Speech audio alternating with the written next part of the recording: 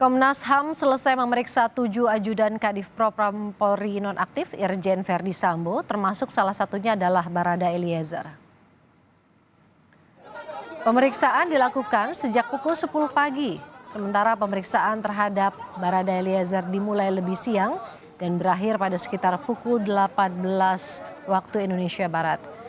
Barada Eliezer tidak memberikan komentar usai menjalani pemeriksaan pada sore tadi.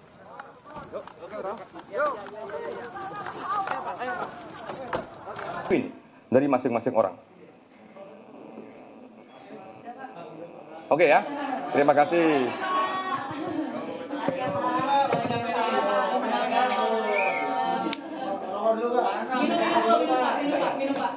Capek banget.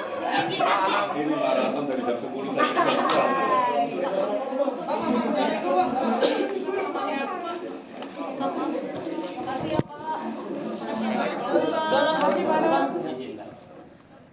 Hingga malam ini kondisi Rumah Sakit Umum Sungai Bahar sudah mulai disterilkan, tidak ada yang boleh masuk ke dalam area ruang otopsi. Saat ini area otopsi dijaga polisi dan juga terlihat petugas mulai mempersiapkan ruangan dan juga ruang otopsi.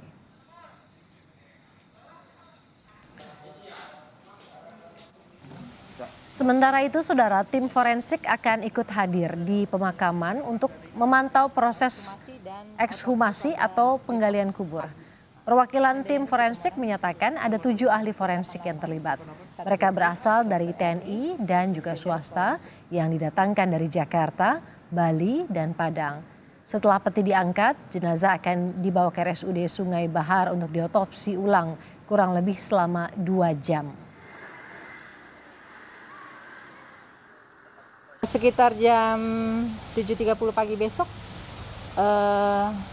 mudah-mudahan kita on time dari sana ke sini sampai diadakan ekshumasi penggalian kubur.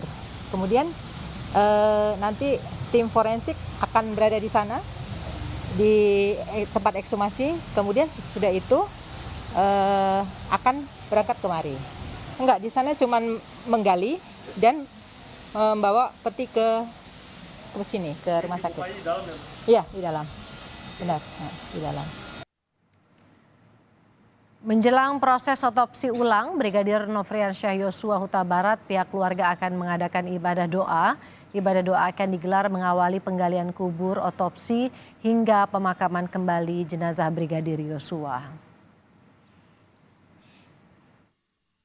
Beberapa hari yang lalu datang pendeta kita ke gereja.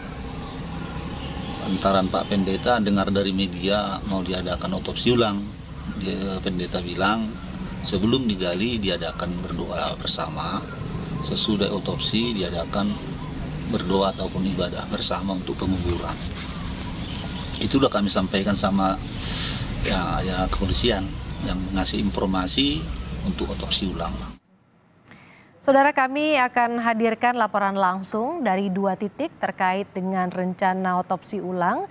Yang pertama nanti akan kami hadirkan dari Jambi, tapi juga kami akan ada pemeriksaan ajudan Irjen Verdi Sambo, update-nya terkini. Dan kita akan bergabung dengan Dipo Nurbahagia di kantor Komnas HAM Jakarta dan Dian Silitonga di Rumah Sakit Sungai Bahar Muaro Jambi. Kita akan ke Dipo terlebih dahulu. Dipo, apa yang diperoleh dari pemeriksaan Komnas HAM hari ini? Tadi sudah dijelaskan apa saja, tapi kemudian apa yang bisa kemudian dipetik dari pemeriksaan Komnas HAM pada 7 ajudan Irjen Verdi Sambo?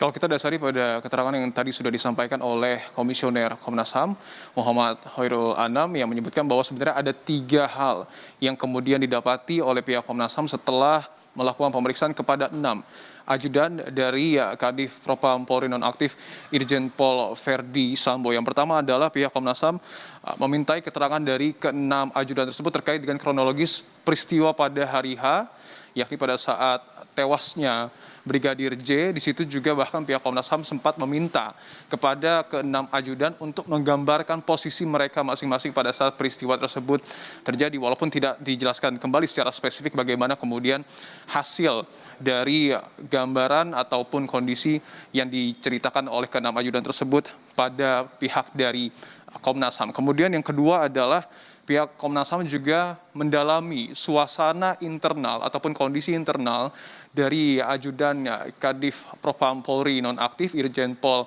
Verdi Sambo sebelum hari H. Artinya pihak Komnas HAM mencoba melihat bagaimana kemudian suasana internal antar para ajudan, apakah kemudian ada ketegangan di sana termasuk juga hubungannya dengan Kadif Propam Polri nonaktif Irjen Pol Verdi Sambo. Kalau kita dasari pada keterangan yang disampaikan oleh Komnas HAM, tidak ada ketegangan di sana, bahkan ada suasana tertawa yang tadi beberapa kali ditekankan oleh Komisioner Komnas HAM.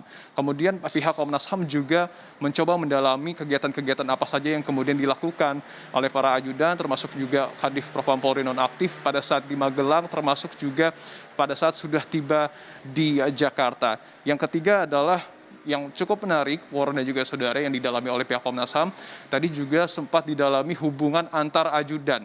Artinya apakah kemudian ada konflik antar ajudan ataupun bagaimana kemudian sebenarnya hubungan pribadi antar ajudan, ini yang juga didalami oleh pihak Komnas HAM. Tidak hanya itu, pihak Komnas HAM juga mendalami hubungan ajudan-ajudan dari Kadif Propam Polri dengan Kadif Propam Polri nonaktif itu sendiri, Irjen Pol Verdi Sambo, termasuk juga dengan istri dari Irjen Pol Verdi Sambo. Ada sekuen waktu yang menarik yang tadi disampaikan oleh Komisioner Komnas HAM yang menyebutkan bahwa nampaknya pihak Komnas HAM sudah mengetahui secara tidak langsung begitu tadi dijabarkan terkait dengan waktu meninggalnya Brigadir J, karena tadi ada momen tertawa yang selalu dieratkan begitu dengan momen pada saat Brigadir J meninggal. Tadi sempat disampaikan bahwa pada saat ada momen tertawa itu sangat berdekatan dengan momen dari meninggalnya Brigadir J. Maksudnya seperti apa tentu kita masih harus menunggu kesimpulan yang kemudian nanti akan disampaikan secara menyeluruh oleh pihak Komnas HAM. Tetapi yang pasti adalah sampai dengan saat ini pihak dari Komnas HAM juga masih melakukan rapat untuk mengelaborasi hasil pemeriksaan kepada 6 ajudan yang sudah selesai sekitar maghrib tadi begitu. Ada koreksi, nampaknya ada 6 ajudan karena 1 ajudan lagi nampaknya berhalangan hadir, dan besok akan dilakukan pemeriksaan kembali kepada tim digital forensik dan juga cyber Polri untuk mengetahui hasil data-data dan juga fakta dari CCTV dan juga handphone yang dibutuhkan oleh pihak Komnas HAM.